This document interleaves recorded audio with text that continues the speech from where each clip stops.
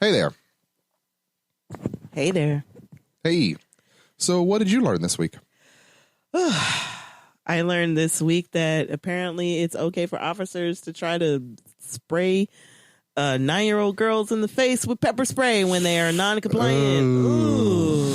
They were doing their best, is what I heard from the police union. Well, and who could do better is what Who could do better besides all the people who are trained to deal with children and people with mental health issues and to de-escalate a crisis? Yes. Exactly. So what did you learn? I learned that apparently you can't spray your hair with Gorilla Glue, and that Gorilla Glue is different than Gorilla Snot, which is actually a thing. Two totally different things. Two totally different things.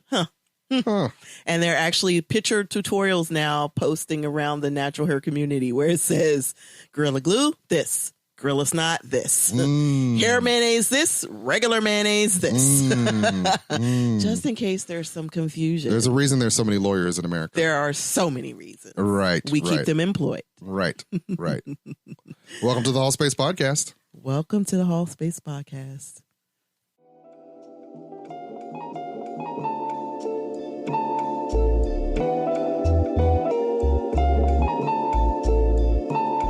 Welcome to the Hallspace Podcast. It's about connections.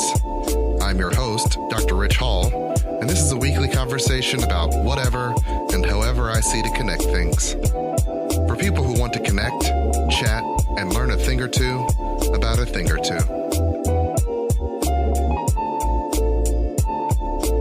Without further ado, let's start the show.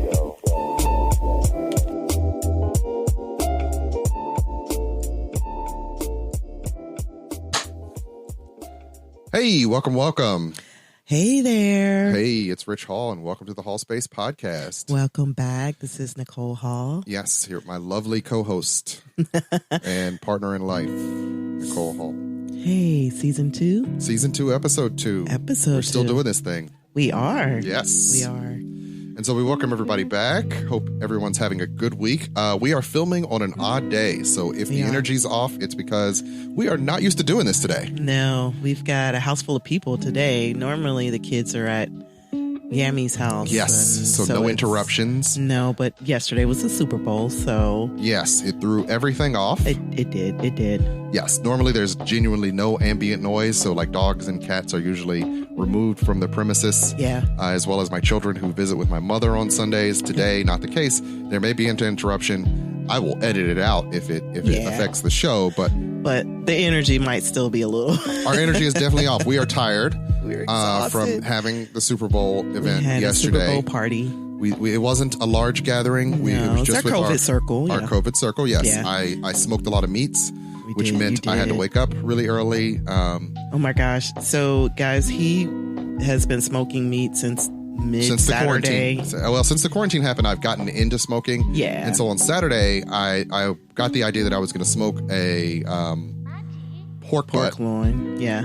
And I was going to make pulled pork. And I was so excited that I just couldn't figure out the timing. Like some websites I read said I needed 16 hours. Some said 12. So between 12 and 16 hours, yes. Right? And for me, that was like, well, the Super Bowl starts at 6. I've got to get started on this the day before. Right. And then at some point, I got it in my head that if I put it in at 1 a.m., and then check it again at like 2:30, then I'll know that it's good. And then I can sleep for a few hours. The smoke should just do its job. And then when I wake up at like 6 or 7 in the morning, I can go check it again.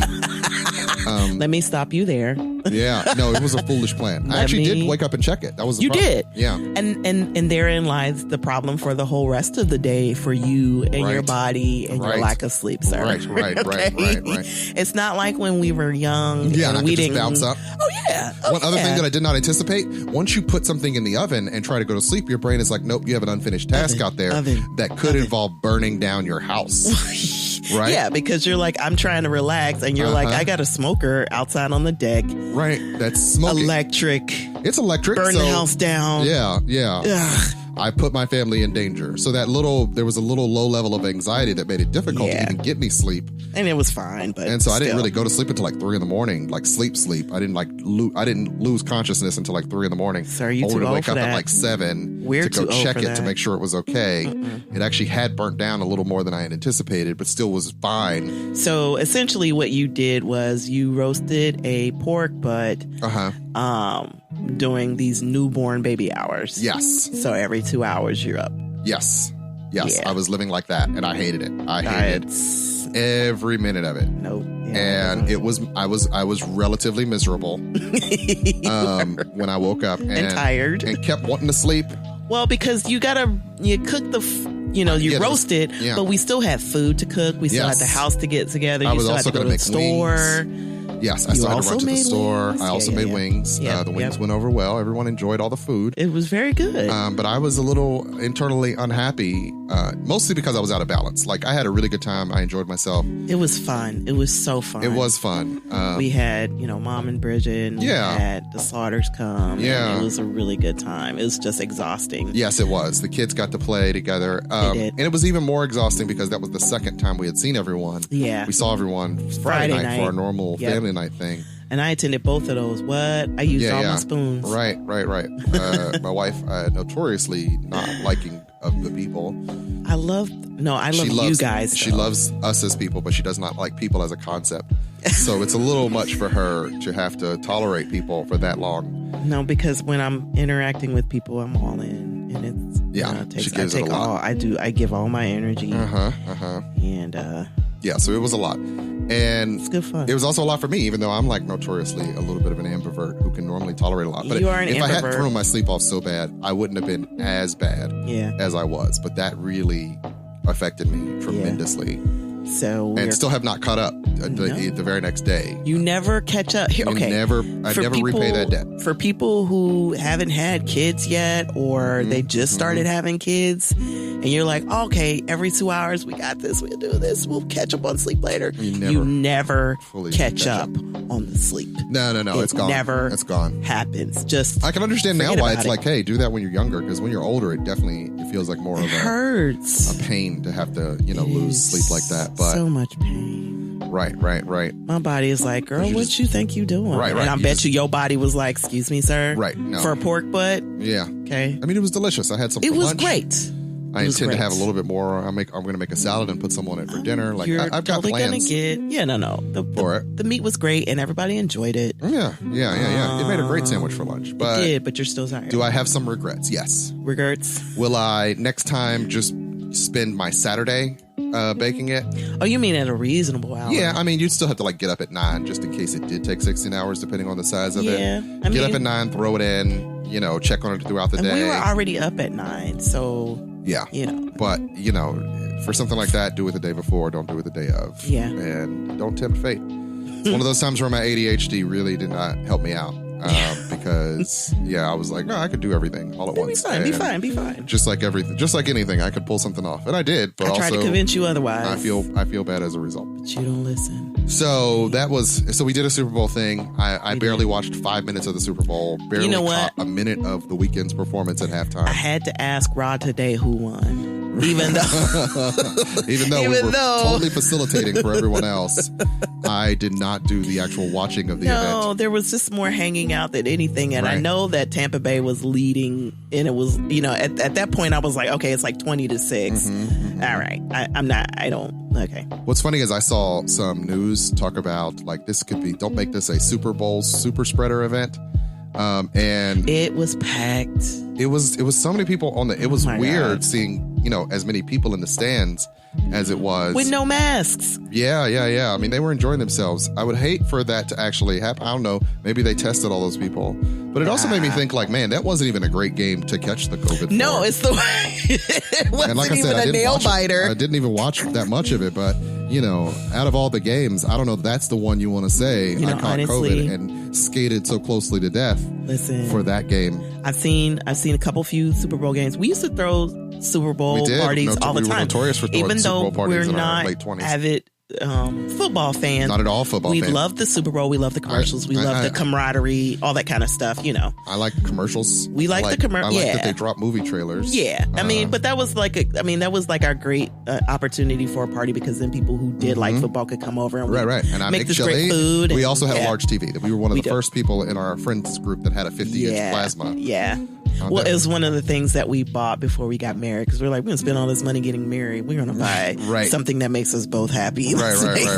Let's get this TV. Spending all this money on a wedding. Why don't we get something that we can actually keep after it's over? Yes. And we went to H.H. Greg's store that no longer exists bought ourselves a plasma TV. We bought a big old plasma TV, and rest in peace, he died 2 weeks ago. Yes, 2 weeks ago. We've been married for pop quiz. Oh, no. Is this 13 years?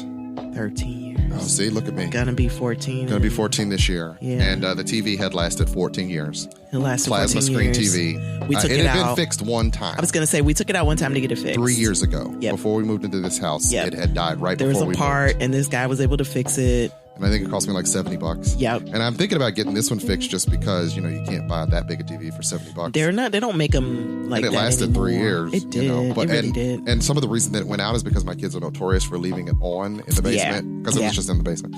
Kids are notorious for leaving it on in the basement and just acting as if it's going to live forever. Had it been, maybe turned off at a reasonable time and left off. Or just off in general, It might have lasted much longer. So it kind of burned out, but 13 years out of a 13 TV, years for a TV is actually way more than they are built for. So I guess I should appreciate the time we got. No, it still hurt when he died, though. It was a part of it. It had been a part of our lives. That we had moved to the basement and worked to ignore.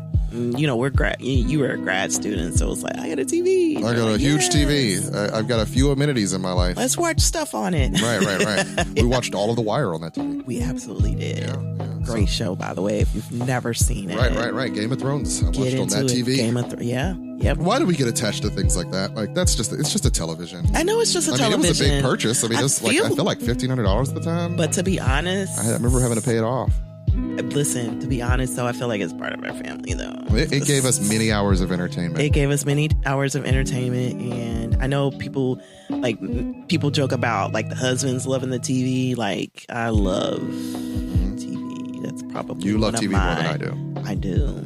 Yeah. And the bigger the TV, just give it to me. The more the channels, give it to me. Yeah. Okay, so that's my Achilles heel. Yeah.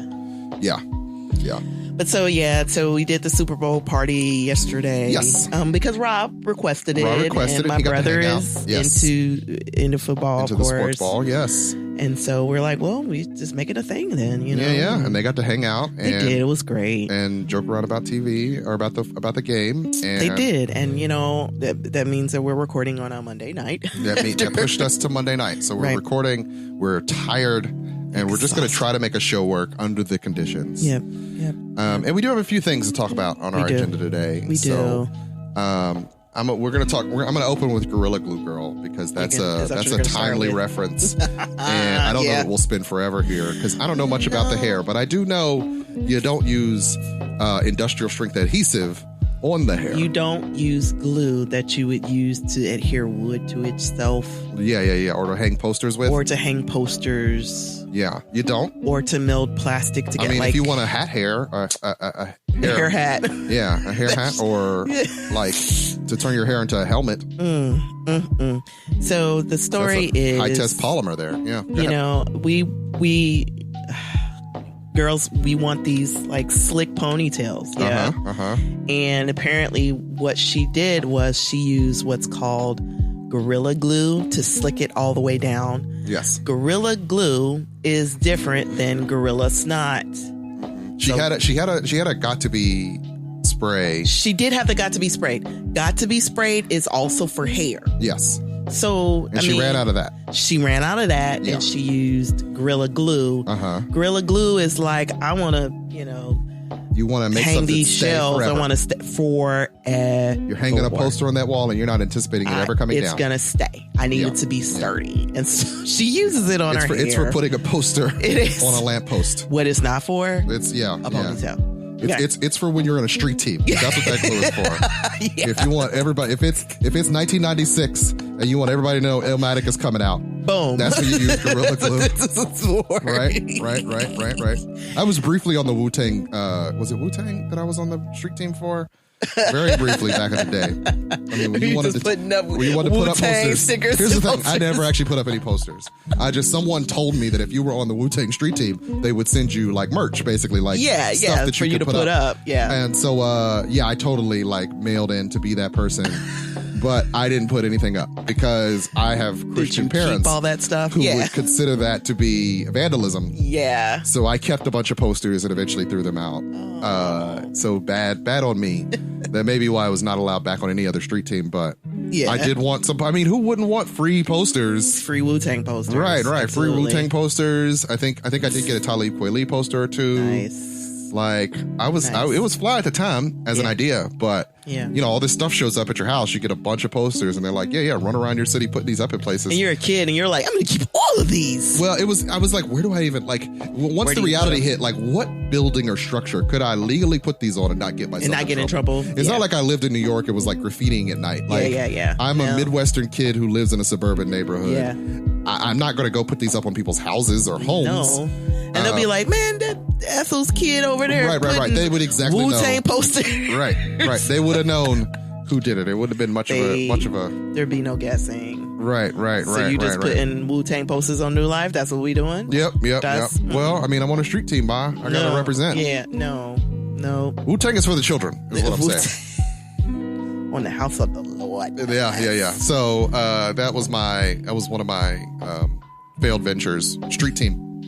Not good for street teams. Not good for street teams. Not good at street teams. Teenage Ritch could not fathom the street team. So the only other interesting thing about this whole Gorilla Glue glue cap hair thing is there is a lot going on there though, right? Like, go ahead. You tell your thing, and then I'll say what my thing about it is. She did a goofy thing, right? She did a dumb thing. Everybody's laughing about it. Everybody's laughing about it, and there are people who are upset that people are laughing about it. So the fact that, what I do for a living, my empathy meter is way up. So I could not laugh at it. I just felt bad. Really? I was like, oh, really? No, like that, when when you used to watch Steve Urkel make a mistake and you get that rise inside that is like, he's going to do something stupid and embarrassing. Yeah. Like, I never liked that feeling. I remember when I was a teenager wanting to turn the show off because I know this situation is going to get worse. There's going to be this huge misunderstanding. You're like, no. Don't do that. Yeah. And so sometimes when I see people making mistakes like that, that's one of the reasons I also don't like prank shows. Yes. When I see people making mistakes like that, I just think, oh my God, that's got to be horrible for you. Yeah. There's, I don't know this person. Like, maybe if they had maybe in the narrative of her, if she had put out a video where she was a crappy person and kicked a child, and later when this happens to her, there'd be about a schadenfreude. And I'd be like, oh, she deserved this. Well, it's a circle. This is circling back. You big dummy. Right. This is just a person who wanted to look nice, didn't read a package, and made a dumb mistake.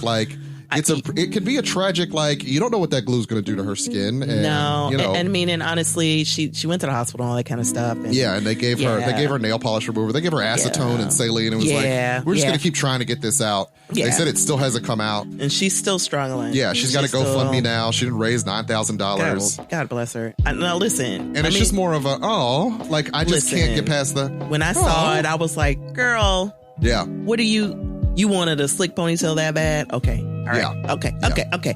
So I did laugh.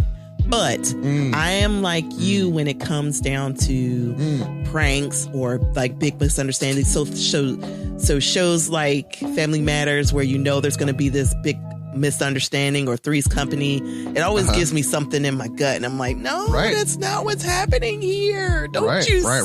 I just don't tolerate that well. I know a lot of people do. I know it's some people love that kind of stuff. There's whole comedies built around that premise. Well, it's just like we were talking about a few pranks that people were doing, and there was the guy who there was a girl who acted like she was on the phone with her boyfriend's mom and called her the B word.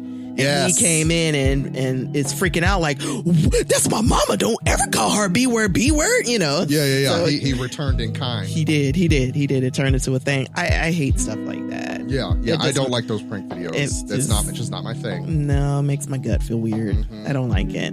Because it's like, no, there's this big misunderstanding, and now y'all feel away. Right. Because now people's emotions are all the way up. Yeah. And there's from that. And so, like in this situation, she's got this glue cap on, and it's going to be hard for her to come back from that. And, honestly, even with all the medical issues she's going to have trying to figure out, I mean, because glue is, it's a chemical, right? And a lot of that gets into your skin. And a lot of people are like, I can't laugh at this because there could be really serious consequences for it. It was really hard. Like, she needs help. Yeah. And she obviously made a mistake. And so clearly, I feel like in our current society, people are very much more likely to like laugh and make jokes and not stop and go, that's a person. Yeah, you're not really looking at the situation. You're looking through the lens of humanity value. Yeah. And there are some of these things that are funny. Like, I like watching a person fall flat on their face. Like, there's something hilarious about that. If someone fully busts himself up. Listen, I laugh because I fall all the time. Yeah. And I've had some very epic falls. Right. In front of lots of people, and so I feel like if I can laugh, then you can. Yeah. I mean, but like it's something like that. I'm like, oh, like it's more for me. It's more of a I don't feel that way about it. Why didn't you read the packaging? I feel like, girl, you wanted your ponytail to be what? Get you some gel. Get a do-rag. Ran out of got to be spray. All right. See, that's you going. She doesn't deserve all this. You going up and above. I don't know that she deserves all this. I'm not saying she does. Speaking of pranks, I did want to say, we were just talking about pranks, and there was a man in Nashville, Tennessee that was shot on February 6th for a robbery prank. I don't know if you heard about this, but he was doing a prank for a YouTube video. Supposedly ran up on some guys outside of a store with some knives, trying to film a video. Okay. And he got blah, blah, blah. Oh, they shot him. They shot and killed him. Timothy Wilkins, 20 years old, shot and killed in a parking lot of Urban Air Trampoline and Adventure Park in Nashville around 9:20 p.m. Central Standard Time. What? 23-year-old David Starnes Jr. admitted to shooting him. Because he rolled up on his... Yep. Wilkins and a friend approached a group of people with butcher knives participating in a prank robbery for a YouTube video, and he got the blicky. Why is that at 9 p.m. considered funny? 9 p.m. Just ran up on some people. Here's the thing about some of the... So it's nighttime. Here's the questions I have. And you rolling up on me you and run up on people with butcher knives. And what did you think would happen? What did you think would happen? It's just like the prank where the clown jumps out and that one dude got pistol whipped. Yep. Yeah. And he's like, he no longer dresses up as a clown and jumps out at people. Right. Well, yeah. Because you don't know what people are going through and what they're ready for. And people might have hair triggers, literally. Yeah. And they're waiting on the day. I mean, and there may be some question about whether someone is scared of clowns or not, right? But knives, everybody. At 9 p.m. Right. And you know, that's a weapon. You were technically going at somebody with a weapon. You look like you're going to stab me because you have knives in your hand. I am under threat. Not never is that funny, though. Yeah. See, I don't know why they thought it would be funny. Well, but y'all doing it for YouTube views? You know, people are always going to say that, you know, they're going too far for these YouTubes. They are. Now, and it's somewhat ludicrous. It is. That so many people are, you know, putting it all out there. Yes. For the internet. You can be entertaining without all of that. Can you, though? Yes. Do you think that everybody has the personality to be entertaining without having to go through these extreme tactics? Listen, there are a lot of things that I watch on the YouTubes and whatnot, and I am not amused by any of the prank stuff. So, I mean, it's one thing to be funny, you know, like, oh, I got you. Yeah. But it's another thing to really put yourself in a dangerous situation. Yes. Or to, like with the girl who was faking to be on the phone with the mom, you're sowing discord into your relationship unnecessarily. Yes. So there's a lot of those relationship pranks. Have I know we've like shared some of those before, where people in relationships like prank each other. Yeah. And I mean, if you have a relationship like that can tolerate that, that's great. But I feel like it would just be, like you said, it's just creating problems in a relationship. Yeah. Like, it's opportunity to be passive aggressive, to kind of, you know, be rude to each other. Yeah. Like, I just feel like it would just cause way too many problems. One of my favorite ones, though, is the guy who put he brings in microphone. You're late for work. Yeah. You're late for work. I mean, you know, anytime you could do the Maxwell falsetto. And he is a singer. He's a great singer. He's a great singer. And she's just like, why can't you wake me up like normal people? Right. That is of the married people prank shows or movies. That's one of my favorites. No, that one. I love that one. That one is hilarious. I would genuinely watch that one. I watched it a few times, but I'm like the lady in that one. Don't wake me up. Yeah. Leave me alone. Oh, I know. He's got this big microphone and he's like, you're late. And like he's doing all these riffs and it's like, sir, it's 8:00 in the morning. You're late for work. It's funny to watch. It's funny to watch. I would never do that to you. I think we already have a thing about waking you up in the morning. I appreciate that you've started saying thank you. I say, okay, thank you. You're like, it's 8:30. Yeah. But you at least now wait until 8:30 instead of being like, it's 8:21. Well, because I didn't always know when you had to be up. Like, I think you're technically supposed to be at work at 8. I have my first call at 8:30 in the morning. And so I know. So what I was calling, saying at 8:21, I wanted you to be up and ready for your call. Like that was my intent, was to try to be helpful. And I have learned after 13 years of marriage, do not try to help you when it comes to waking up. Just alert you. Listen, I'm gonna get up at 8:28 like everybody else and try to log in as fast as I can. That's what I got. Now I wake up 30 minutes before I gotta be somewhere because I need to shower in order to be the person I need to be professional. Like that process helps me transition. I need no such a thing to get on computer. I know. I'm just getting on a computer 3 days out of the week, 2 to 3 days out of the week. Mm-hmm. But I know for me to have that buffer that is a shower to clear my head and get myself mentally in the space I need to be in. Nope. Yeah. I get up and it's 8:28 and I do my full routine. I log into my meeting. Mm-hmm. I, yell at Rod to make sure he's on his class because you do wake him up for his class, but then you always have to double back because sometimes he acts like he didn't hear you. Or just stand there staring at the wall. Yeah. I get my mom up. I get her showered in her meds. Mm-hmm. I open the door so that Miss Tina can come in without any trouble. Yeah. You got a whole routine. I got a whole routine. I got to feed the dog. I'm trying to help you get started on that routine. I don't want to get up any earlier than I have to. Yeah. I was trying to be a good husband. That's all I was trying to do. I mean, you are. But I do, when you wake me up, I'm like, okay, thank you. Yeah. Because in my head, I have a certain time that I'm just going to, I push that envelope very, very, very, Miss Tina comes at 9. The dog can wait till 9. My mom can wait until 9. And so if I have an 8:30 call, I will log in and close my eyes until 8:45 because I think I can get everything done in 8:15. Yeah. No, I've seen it happen. I get it done. And I usually be thinking, she's not going to make it. She's probably not going to make it. But I've learned that I cannot be concerned for how you can't be responsible. Yeah, I'm not responsible for that. There was a couple of the years of the early marriage, I was like, this is representation of me out in the world. If she's late, that means I'm late. And that means I don't care. I don't know. I don't know where I got that idea.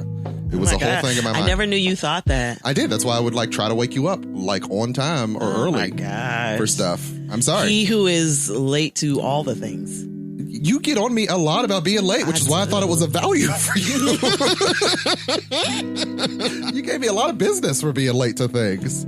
So I thought that was a shared value. Okay, I need to take on this value and help this person when they're sleeping through things. Listen, if you're late to something, your mom's like, where's the material? Yeah. You know how that goes. Yes, no, I get it. And so I learned just to toss it out there in the morning and say, hey, you got to wake up at a certain time. And then I go catch get it in my up, shower. Put that in my bonnet, and then I close my eyes. Right. And I appreciate that you now say thank you. Because before you would grunt or act like I was bothering you. You'd be like, what? I don't have a call. I don't And I'd be like, sure, well. I'm sorry. I'm just not a morning person. You're not. Sorry. And I know that after 13 years. You do. I do. I'm fully aware. But also, I'm just saying. Now you get up and you're like, I'm going to take a shower. I'm going to pick my hair out. Yeah. Do my thing. I'm gonna listen to all kinds of Instagram stuff loudly. Yeah, well. Yeah. Yeah. And I'm just like, leave me alone. You know, I got Victoria's foot in my back, and yeah. It's a whole thing. The whole pastiche. That is, So, yeah. I mean, Helmet Girl, God bless her. Glue Girl, Gorilla Glue Girl. Best of luck to her. Yeah, she's got her 15 minutes for all the wrong reasons. She does. And I didn't fall all the way down that rabbit hole. It's not a deep rabbit hole. I've Googled it like 3 times just to make sure the story hasn't progressed. Because somebody showed a picture of like her bald, and I was like, oh, did she really lose her hair over this? I mean, that's gonna happen. Her hair ain't gonna be at all. It's not gonna be the same. Healthy. It's not gonna be the same after this. It's just, I think my biggest concern, like, your hair will always grow back. It's just always the big idea about the chemicals in your body. You know, I do remember I used to get relaxed, and one of the big things that happened when I got pregnant was my body was like, no, absolutely not. We're not doing this. We're not reacting well. And then you see like all of the, the hoopla about how putting those chemicals on your hair every 6 weeks or 8 weeks or whatever, really can damage your body and all that kind of stuff. So my biggest concern is that maybe this will affect her body in ways that she has yet to anticipate. But, girl, listen, ponytails, she'll be all right. Yeah, she'll be fine. I still feel bad that she found herself in this circumstance, and now the world knows. Like you're world renowned and for. she posted it. So. Yeah, I mean, it made it to CNN. I mean, a lot of stuff makes it to CNN these days. CNN's weird. CNN.com is weird. I saw that. It's a lint trap for just anything that could be considered news. We now live in the digital age where the most random thing can end up, just so long as more than 5 people talk about it on Twitter or Facebook or Instagram. Slow news day. It's very slow. Well, in light of 46 president 46 doesn't rob the anxiety every day. So we're gonna have some random news. Yeah, 46 isn't randomly tweeting these fantastic things. Yes, right. Or causing people's anxiety to spike. He's not creating these emotional responses every day. He's just signing bills and getting work done. Yeah. Which is great. I mean, there are still people mad at him. The same people are mad at him. It's very fascinating that people are handing out libel lawsuits because love to see it. Don't lie on an agency that makes money because they can sue you for that. So good luck. Good luck paying that money back because they got the lawyers and they got the time. And they'll garnish you. So right. So we're gonna see some of the random news come back. Because there's not much. I watched Saturday Night Live this week and it was very funny that they just started pointing outward. It's like it's no longer just straight up political stuff. It's kind of like randomly making fun of. So I heard that Levy was on there. Dan Levy was on from there. Schitt's Creek. Yeah. So first of all, I love him. He's hilarious. Yeah. A lot of people like him. Schitt's Creek is great. It's a hilarious show. Hilarious show. His mom and his dad are fantastic. Yeah. His mom and dad tweeted. Did you see? His actual mom and dad. His actual mom and dad. Yes, I saw that. His mom and dad on the show are great. Yeah, okay, and if you guys Dan don't, Eugene Levy is his father. Yeah, that's his real father and in real life. Which for me as a father is like, oh, you do this thing for a living and now you're doing it with your son. You're doing it with that. That's got to be awesome. Doesn't make your heart. It does. Makes me all warm and fuzzy. It's beautiful. Like the idea that you get to share something that you love to do with your kid. Get to work with your son. Because you never know. You have kids and you never know if they're going to follow in your footsteps or not. Yeah. You're excited for whatever they love to do, but when they love what you love, there's that additional connection that you have. Right. And I think for them, it was funny. I saw an interview where they talked about how they wanted to work together, and then they finally got this show. And it was their opportunity to really kind of to do a thing and to do it and be a comedy, which is what they're really great which at. is definitely their strong suits. And you got to kind of watch Dan Levy just really blossom in that role. I'm absolutely gonna watch the SNL. I don't normally watch a good one. SNL. No. You normally watch it because I watch it on Sundays as a pickup because I don't stay up late to watch it. Usually. So we watch SNL before we do online church sometimes. Online church, Well, I usually it's like, what am I going to watch before church comes on? Because I don't want to get out of bed yet. And then I that's the joy of church online. I get to watch it in bed. Yeah, we used to get up early and get all gussied up. And I know. What's it going to be like when we have to do that? I'm going to love it because I'm going to be able to put on... Yeah, no, you were like, I'm going to hug everybody. I was like, hey. I mean, things have changed. I don't know that you just be hugging everybody. Listen. Can you imagine a world where I mean, do you really think you're going back to a world where you will let people breathe on you again? Listen, let strangers breathe on you. We did when Friends it was and family. When it was pastor's anniversary and they did the drive around. They did the parade, the car parade. Yeah. Listen, me and First Lady hugged, okay? I know, and you give shouldn't me my do hug. that. We are in She was a like, pandemic. I wasn't going to hug. I was like, girl, give me my hug. You're not supposed to do that. It's a pandemic.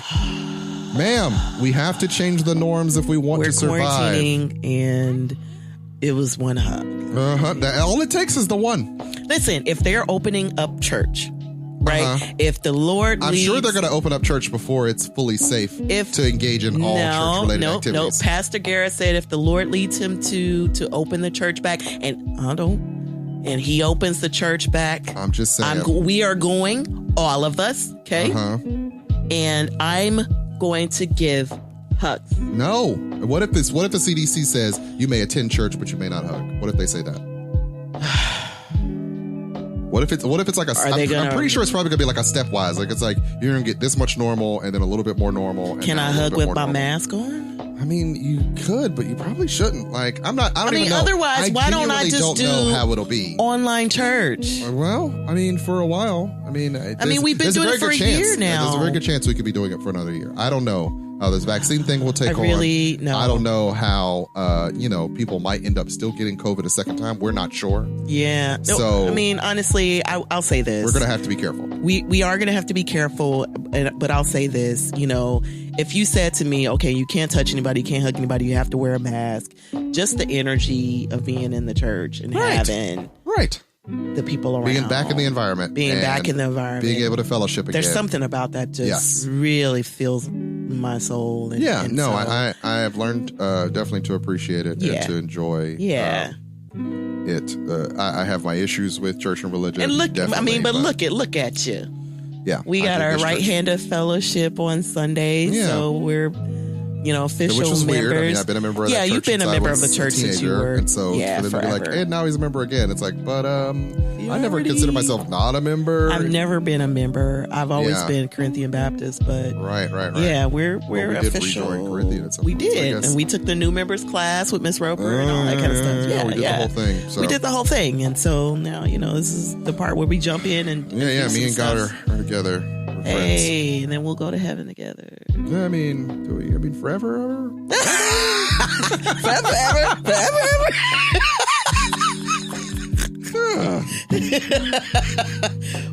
Don't sound like that. Sounds like heaven to me. Thumbs up. I'm joking. Sorry. It's more funny that way. Sorry.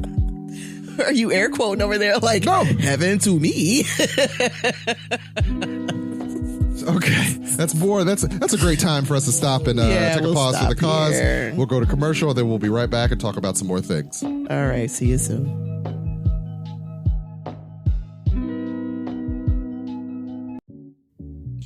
So let me tell you about Anchor Podcast. It's the podcasting service that I use. Anchor.fm is the easiest way to make a podcast, and there are many different reasons why, but foremost is it's free. So you don't need to go out and buy a whole bunch of equipment. If you have a phone or a computer and a microphone, you can record and edit your podcast right on your phone or computer.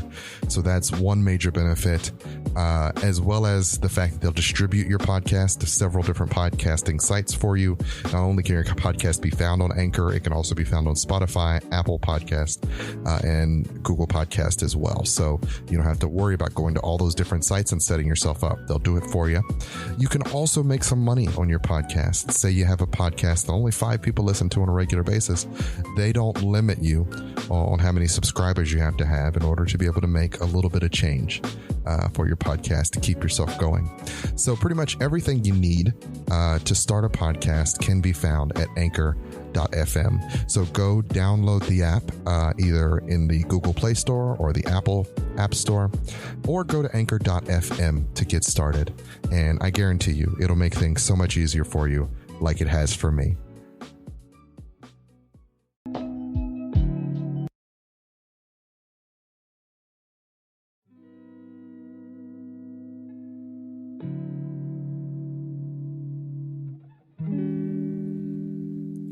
Welcome back. Welcome back. Second half. The Hallspace Podcast. Season 2, episode 2. Yeah, I know. You keep saying that. It's weird. I do. Like, that we have seasons? Yeah.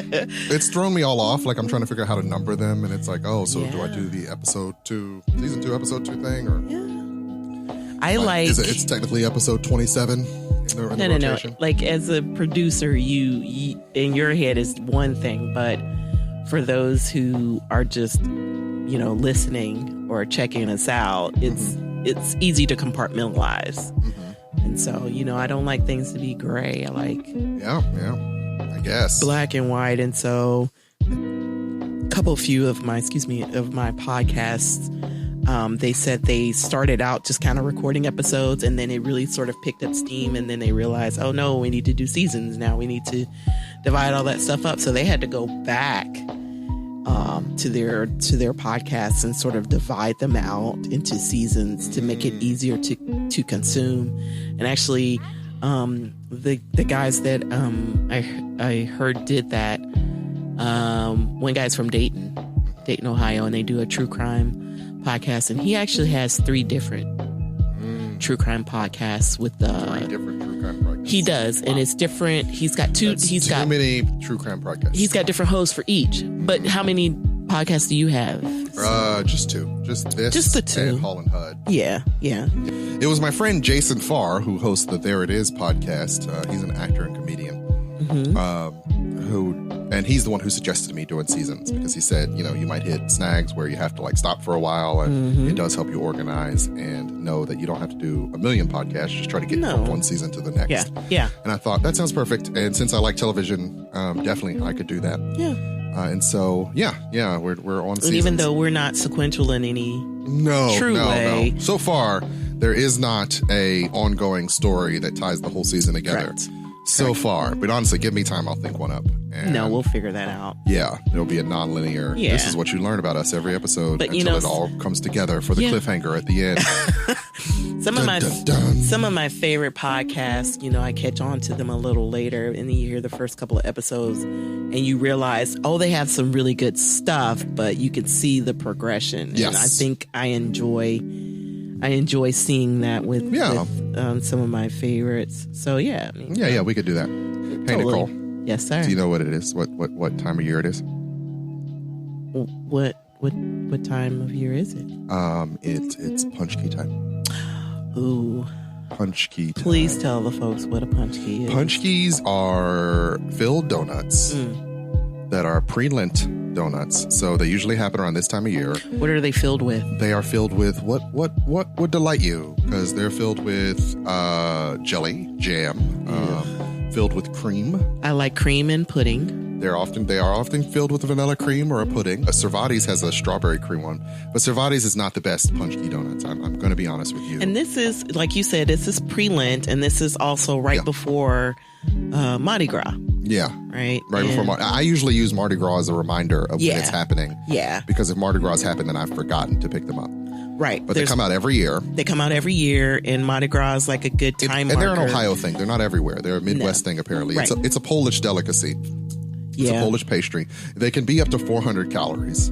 So I will tell you that it's an extensive amount of calories for how small of a thing it is. Sir, why did you even look that number up? I don't know. That's what the Cincinnati Enquirer told us about. I feel like you didn't need to tell us that. I do, because I haven't talked about it much on the show, but I'm on a sugar fast, so I have to be thoughtful about it. You do. I went and got a donut, guys. Did I talk about this last time? I went all the way to Holtman's and got a donut, and unfortunately, because you've been sugar fasting. Because I've been sugar fasting, it was too sweet, and yet I still needed to eat the whole thing. So it wasn't so sweet that I couldn't finish it. Did you go into a diabetic coma? I didn't, but it did give me. It didn't give me a headache. It did hurt, but it did affect me. Because I haven't been eating a lot of sugar. Like, I now notice that too much sugar does get me feeling weird. It does affect you a certain way. Yeah. I feel it when I've had a little bit too much sugar. So there is a big no sugar fast amongst a lot of us. Yes, we've been doing it since the new year. Yeah. And been relatively successful. You've done really well. I was doing well.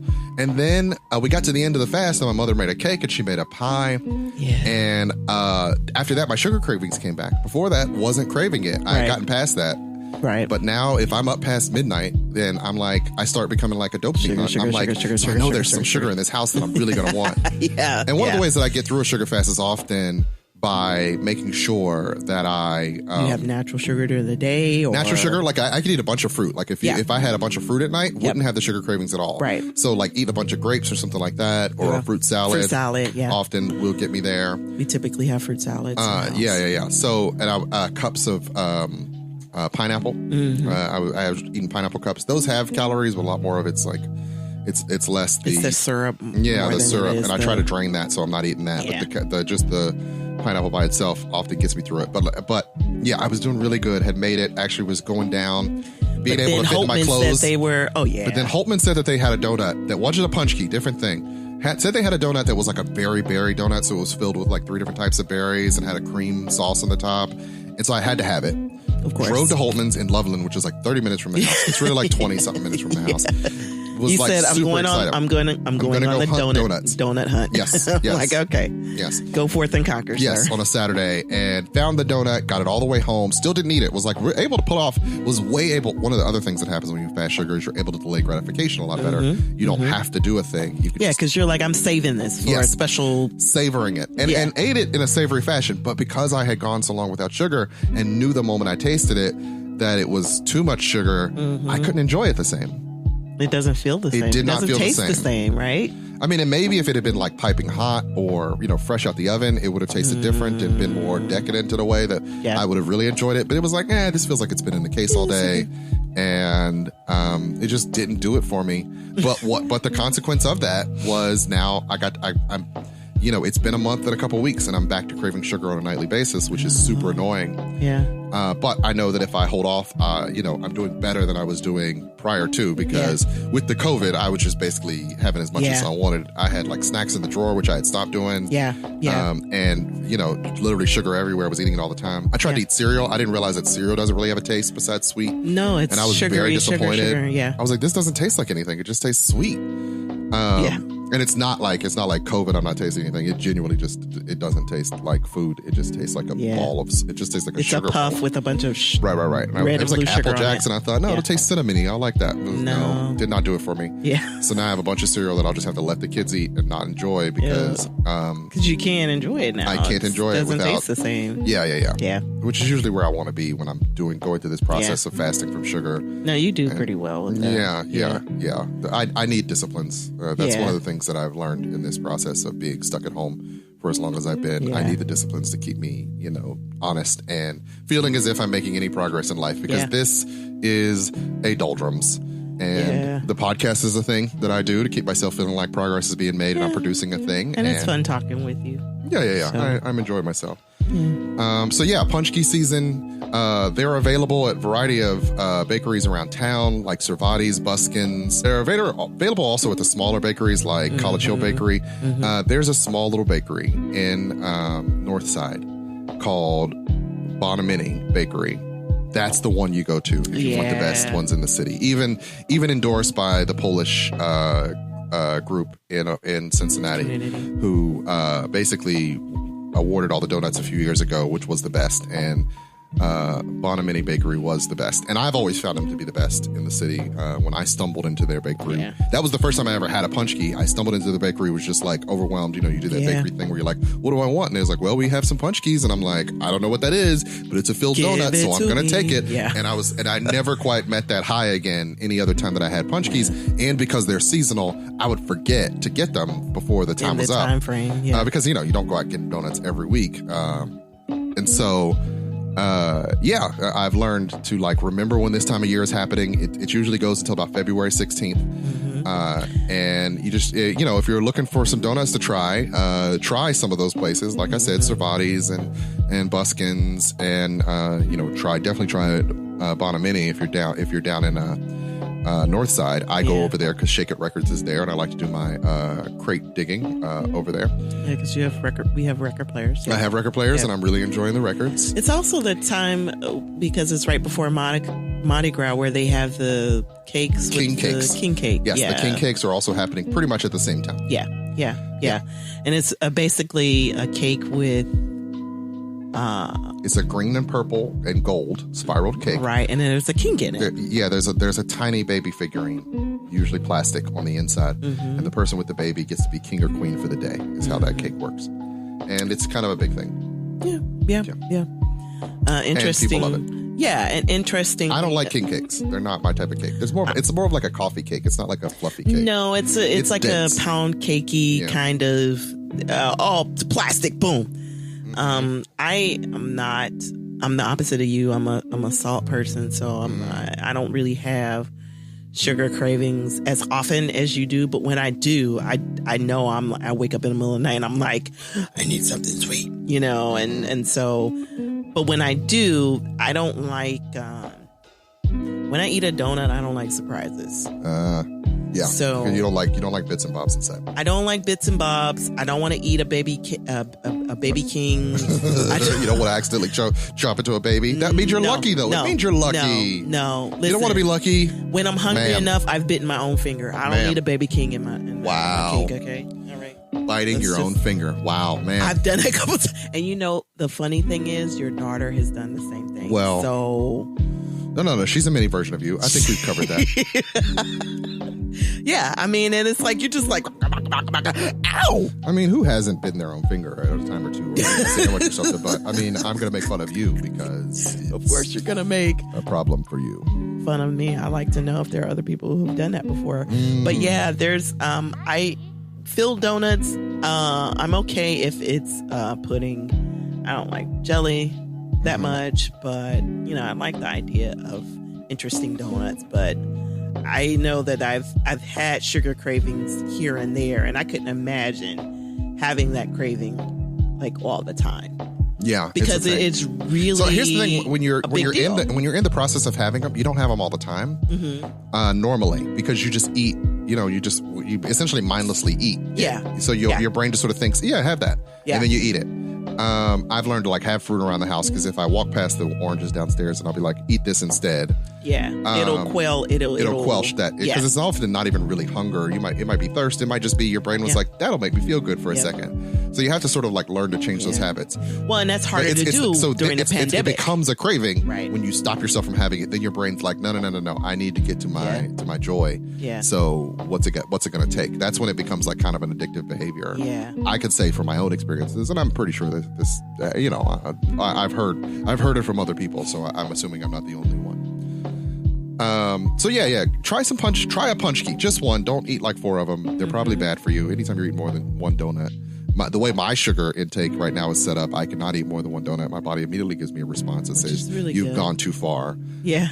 After I even bite into the second donut. Nope, that's what enough. Are you doing? That's enough. I have an internal signal that lets me know. Yeah. But still. And that's what you want to reset when you do the no sugar challenge. Yeah. You want to reset all of that. Yes, so that I can survive without it. And so I can fit my clothes because I'm not buying all new clothes. When the world does eventually open up and I'm supposed to go back to church or go back to work, I do not want to have to buy all new pants because I put on my COVID-30 during this quarantine. You have a lot of stuff. I have a lot of sport coats that I put some on and I was like, I'm not fitting into these. This is sad. Some of them are your favorites. Yes, they are. And I don't want to lose them just because I was lazy. There's no reason. And let's talk about this really quickly too. So, my husband has decided he's going to do this no sugar challenge. I've decided that because I don't have the same issue that I am going to fast until 5 p.m. Because I don't normally eat during the day anyway. And I'm going to drink more water because I love coffee. I love wine. I love Coke. I love, all that kind of stuff. And so how many pant sizes have you lost?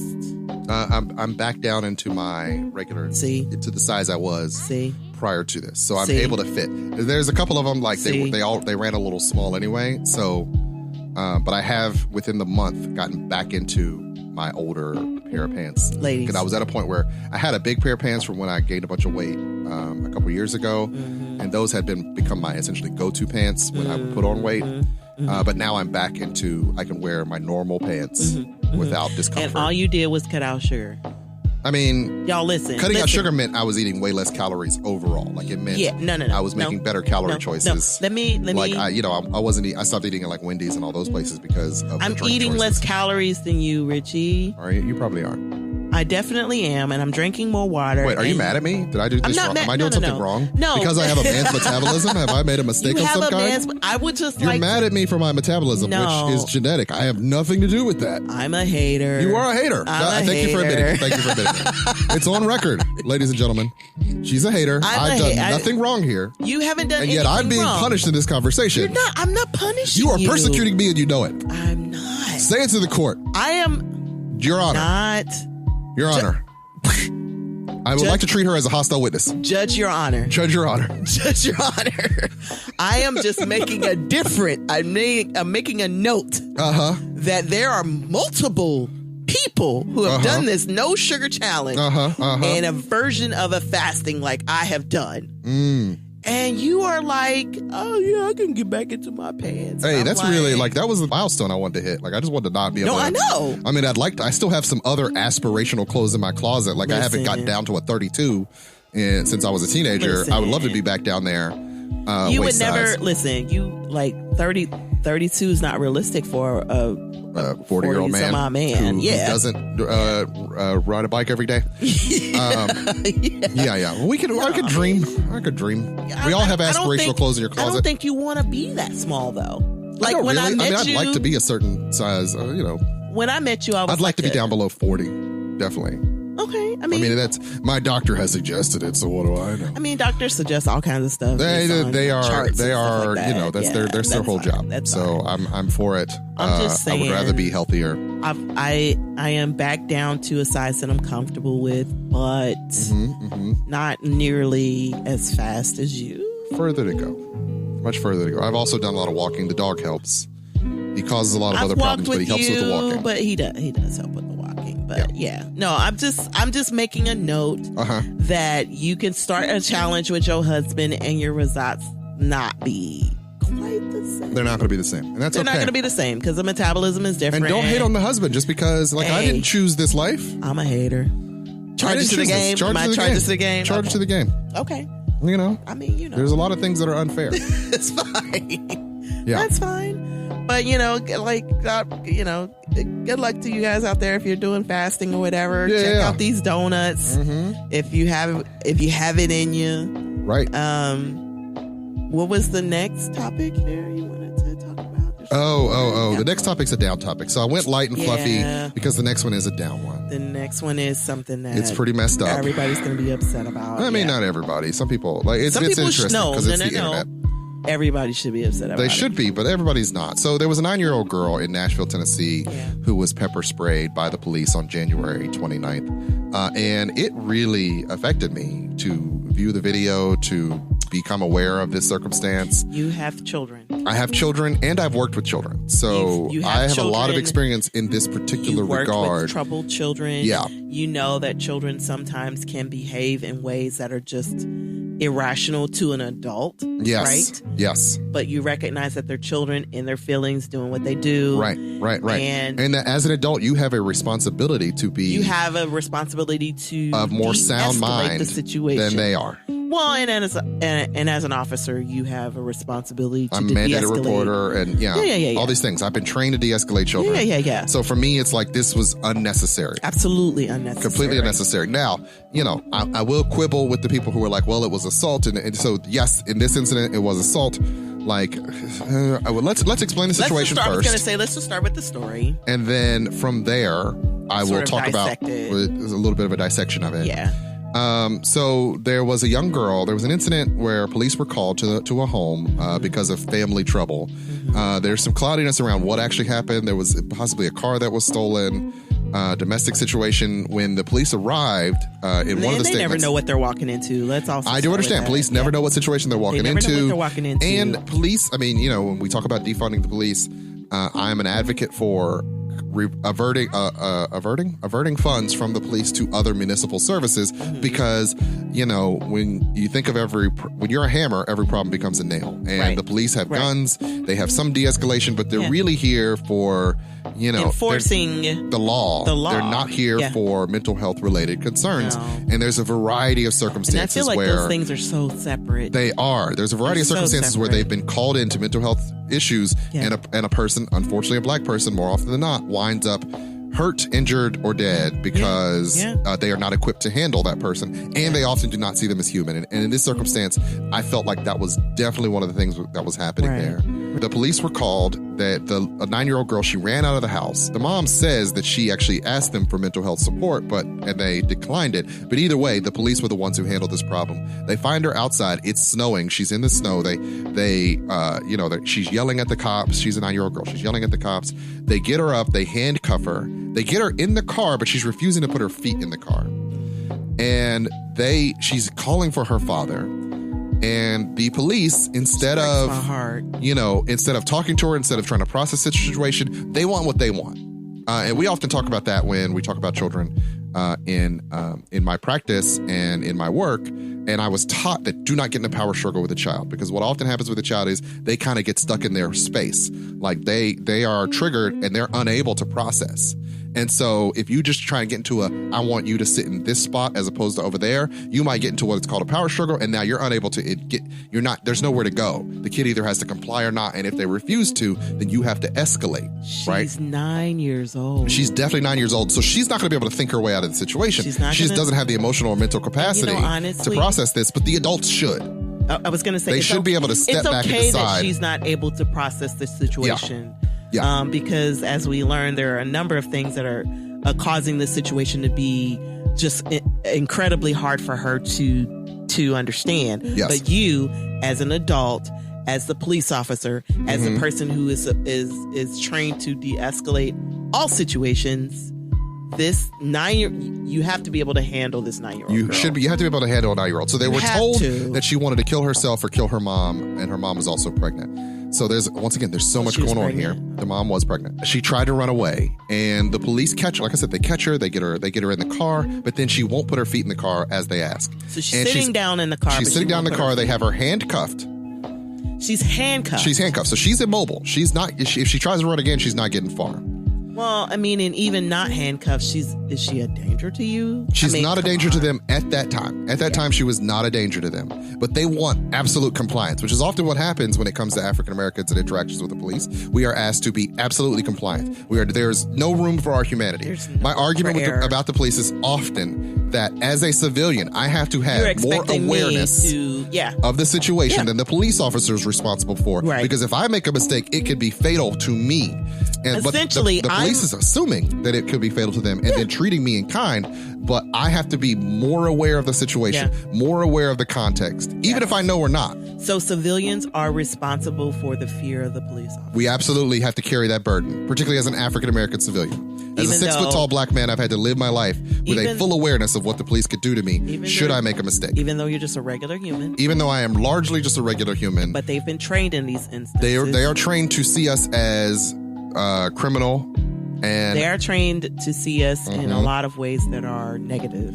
Yes, and evil and powerful in ways that even if I'm unarmed, I could be a danger to them. And so this little girl, this 9-year-old little girl, this baby, you're younger than my son, my oldest son. I was going to say Rod's 10. In the car, she's yelling. She's not compliant. She asks for a female officer. The female officer for her daddy is what she's doing. I want to see my dad. I want to see my dad. She's kind of locked into that. She just keeps saying that over and over again. Female officer's called over. Female officer is pretty much the one that says, if you don't comply, I'm going to pepper spray you. Female officer isn't there 5 minutes. She walks into the situation, says, I'm going to help you find your dad. I need you to put your legs in the car because you're not safe out here. It's too cold. But then immediately jumps to, if you don't comply, I'm going to pepper spray you. And then the other cop who's at a distance from her just goes ahead and does it. And I'm at a loss for words. And then the pepper spray kind of disrupts her. They shut her in the car. Like a 9-year-old girl, they pepper spray her in the face. This baby. She's not a thret to them at the time. She's just not listening in a way that 9-year-olds often don't when they're trapped in their emotions like that, or when they're in a high stress situation. She's emotional and she's freaking out because she's 9. She wants it. She wants her dad. They've made no attempts to talk to her family. Right. There are like 18 police at the scene.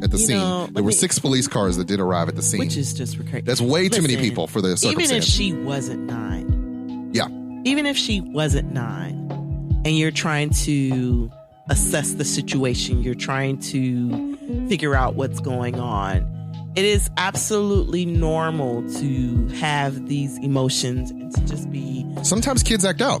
sometimes humans act out. Being human. Yeah. Right.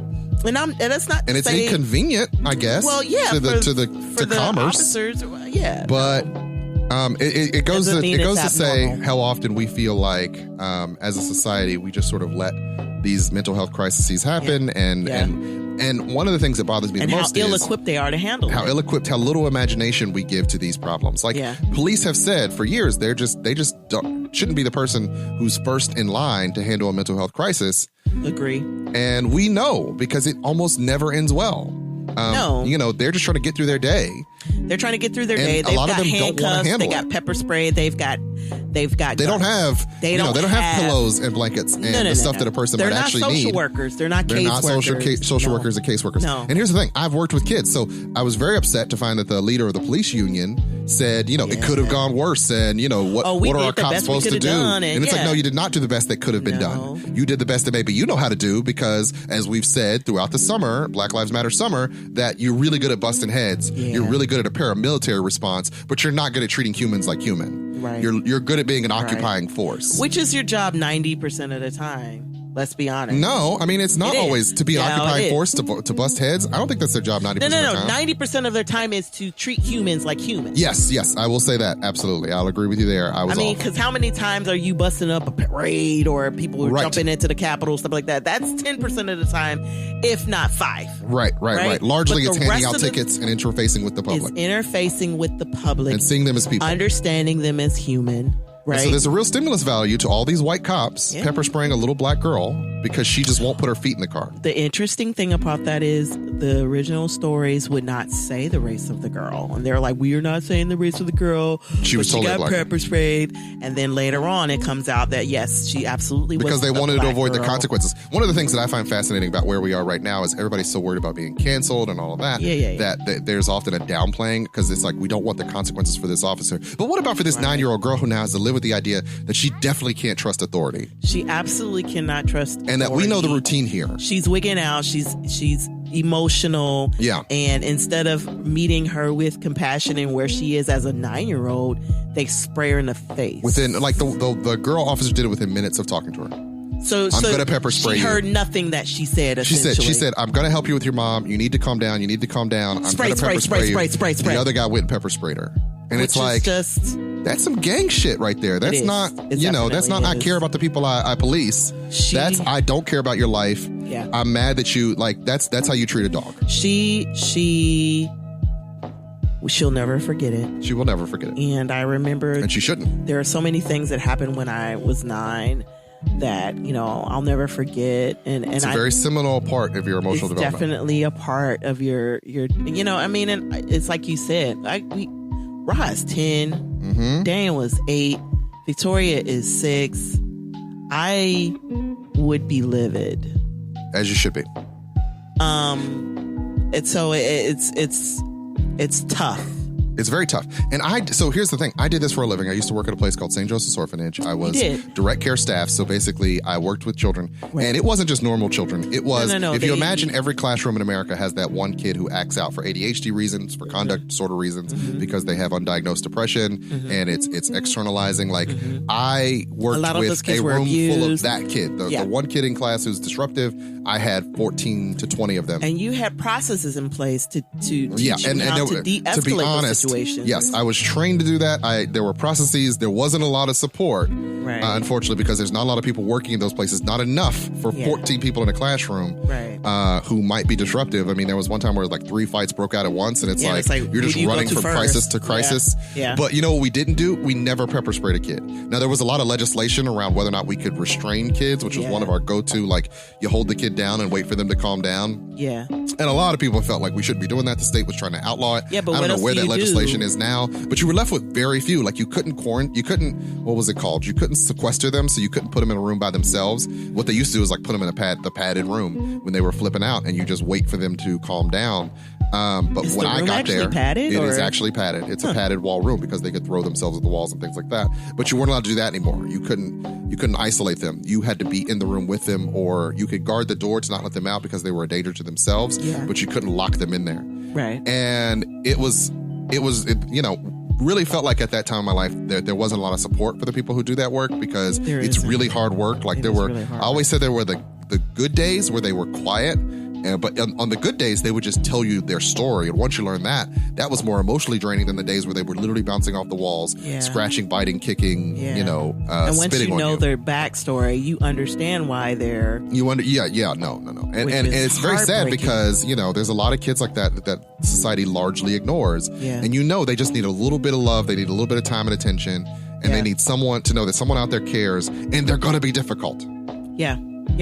They're going to be difficult. You just got to lock into. To push you away because they don't trust you. Because the adults in their lives have often let them down. They're the seminal relationships that should have supported them. Anytime your parents let you down. Anytime your parents let you down, it's hard to trust the world. In such a tough way. Yes. Yeah. And so I did that work. I know I've been in that situation. I remember there was a kid who took off running into the streets, and I had to get him back to the center and hope that he would go back with me. And we're out in traffic. We had all these protocols, make sure you always have your badge on you, because someone could think you were kidnapping a child if you were, dragging them down the street. You don't want to touch them when they're out in public like that, unless you have to restrain them. And even then, so there was all these rules about what you do that I had to follow, and never once did I pepper spray a child. I learned that whistles work better than anything else, because you need something loud to snap them out of whatever they were going through. Whatever the moment. And if you could develop a type of rapport with them, then, they would be less likely to test you. And even if they did test, they would be in there enough to know there's certain lines I can't cross. Well, and it's the same thing with your own children. Oh, absolutely. And I know, pets are different, but it's the idea that, we got T'Challa, and it's this is what we'll accept, here's what we won't accept, but he's got this trust with you. And I think originally when police officers started, they had their beat, right? So they knew people on the street. There's an idyllic version of policing that we've long gone past, that maybe happened way back in the 1940s. Happened 50s. In the last season of The Wire. Yeah, I know. But that's not reality. And it hasn't been reality, particularly in African-American communities. In African-American communities, traditionally, police have been essentially an occupying force. And thanks to redlining and redistricting and Black people not having the mobility to leave neighborhoods of poverty, and even if they do, people don't want to segregate neighborhoods, or they're not allowed to live around each other in upper middle class or middle class environments. So those are rare neighborhoods. And even if it was, the police are often white. There's a reason that perpetuates. And as a result, you get incidents like this where people need more help than they get from either the system or somewhere. And rather than approaching that with love and compassion, it is met with force and authority. And unfortunately, little 9-year-old girls get ground up by that system, which is so unfortunate. It's so incredibly sad. But and so I felt it was tragic. It hurt my heart to watch that story. I'm essentially following it because I just need to know how this ends up. I could not watch the video. I just could not. It was too devastating, because you're just hearing a little child in pain. I mean, we've had those moments, like I said, with our child when they're acting up. And one of the things that I often say about our children, there are certain times where they're just falling apart. I always say their little baby brain is broken. Because they're just they're acting out, but it's unintentional. They're just locked into an emotion. Are where they are. And if I go full authority on them, it's not gonna be beneficial. I'm gonna feel bad. They'll be hurt. They might snap out of it, but I'm gonna just feel bad, like I'm not parenting well. So it's I often have to redirect. They're just trying to get me in an emotional place because I have to be the adult who teaches them how to navigate their emotions with clarity. So I need to check myself. So I may take you down a couple of notches. Let me give you an opportunity to take yourself down a couple of notches. Maybe by modeling, maybe by talking you through it. But there are other ways to do that. There definitely, rather than just, I'm going to use pain compliance as my only recourse. No, and that's not what we do at all. No, and honestly, it's one of those things where, with each kid, you know. I mean, I think that speaks to, so with our kids, we know with each kid what method works best. Yes. Like Richie, he feels guilty even the minute he knows that you have eyes on him. Whereas Daniel might push your buttons a little bit more and he needs a harder authority. And Victoria honestly needs you to go a little bit further. She'll go all the way. Because she just doesn't quite, she still wants her will and her way. She still wants her way. But that's because we know them. And I think that speaks to, in this situation, more often than not, like I said, the police are often an occupying force. They don't know their constituency. No. They just treat them as a bother, as and you give them a subhuman problem to be beaten down. Yeah. And so that's why when a little girl runs away, rather than thinking, man, she's got a tough situation, things are going wrong, they instead just say, I'm going to throw her in the back of a police car and mace her because she's not listening to me. Now, do you think because of where they were, if she had been blonde and blue-eyed, they would have completely treated it differently? Hey, do you want some ice cream? Do you want some, you know what I mean? You want to get some Burger King? Right. Yeah. Right. I mean, not to say that they wouldn't have been frustrated, but they definitely would have, they would have looked at her and seen their own children. Okay. And that's the big part of it, right? Or a cousin or a family member. And someone they recognize. They were like, hey, buddy, this isn't going to work. We got to do something else. And we know, as African Americans, we know that sometimes you've heard police talk to other people differently than they've approached us. Oh, yeah. I mean, Miami University. That's you knew you were going to bring that up. Absolutely. When the students got in trouble at Miami University, they had a COVID party. And the police officer was like, hey, buddy, we're trying to have a better community out here. Things like this are not good for us. We got to... You do see where I'm saying, like, you guys got COVID. You see my point of view, right? COVID is getting spread, right? No, they would have bust your son's head. Oh, yeah, absolutely. Okay. Yeah, because as an African American, you already have to have a full awareness of the law and the consequences. Yeah. And there's how could you not have known that this was wrong? And so often we feel treated this way. And what's annoying is those people who will say, we're saying this is our perspective. This is how the police treat us. And they're like, that's not really what happens. And you're blowing this out of proportion, rather than stopping to go, why would they feel that way? Why would they feel mistreated? Right. Why is there not a historical precedent for the mistreatment of African Americans? Because everybody's making it disproportionately than any other group. Yeah. So systemic racism is real. It absolutely is. It has been real. since the dawn of this country. We're going to pray for that. It's baked into, it's American as apple pie. Yeah. It's literally baked into the country. Absolutely. And this is just another example of that. And it frustrates me to no end. And I do hope and pray for this little girl that she be okay. And that she be given the resources to help support her and her family through this. Yeah. And it's obvious there's a bunch of other stuff going on. So this family definitely needs a lot more support. Unfortunately, there are not currently the mechanisms for that support. And so I do hope, I don't know, this administration, somewhere along the way, somebody says we need more resources for mental health, because we as a society definitely are coming out of a pandemic like this. So much resources for mental health over the years. They've slowly but surely cut them back, because we don't need those. What do we need those for? It's not like we need to understand how people work or support them or guide them or whatever. So I really do hope that, as things change, that with some optimism, that more resources will be given to mental health, because it's definitely a severe need for it in the middle of a pandemic. People need it. And coming out of this, we are definitely going to need it. And so I hope that the time is spent in rebuilding some of those systems, or building new systems to help people through stuff like this. Because that's got to be, like I said, very tragic, very tragic. Absolutely. And so with that, we've definitely gone over time, as always. Thank you so much for joining us for the Hallspace Podcast. Season 2, Episode 2. We appreciate it. We definitely do. You know what the music means. You know what the music means. Our time is up. I say good day, sir. I say good day. The Hallspace Podcast is brought to you by Hall Productions, LLC. Show notes and credits can be found at our webpage, thehallspacepodcast.wordpress.com. Any questions, comments, or concerns can be sent to us at thehallspacepodcast@gmail.com. The show is written by Daggerpin Davis.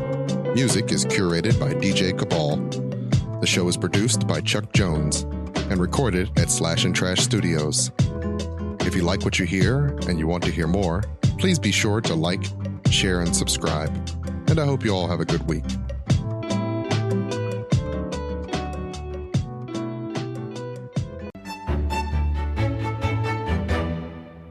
House Hall. We rise brilliantly.